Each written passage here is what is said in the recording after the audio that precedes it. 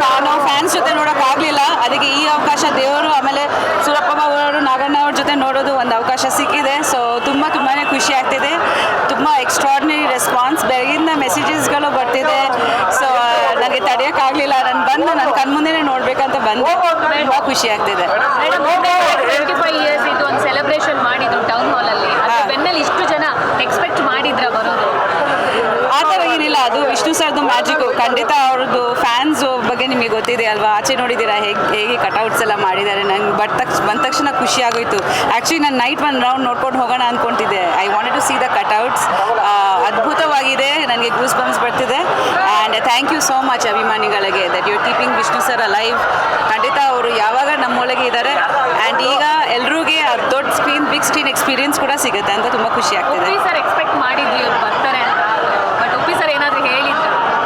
ಇಲ್ಲ ಆ ಥರ ಏನಿಲ್ಲ, ನಾನೇ ಬಂದಿದ್ದೀನಿ ಆ್ಯಕ್ಚುಲಿ. ಉಪ್ಪಿ ಸರ್ ಏನಾದರೂ ಹೇಳಿದ್ರ ಕೋಟಿಗೊಬ್ಬ ಬಗ್ಗೆ?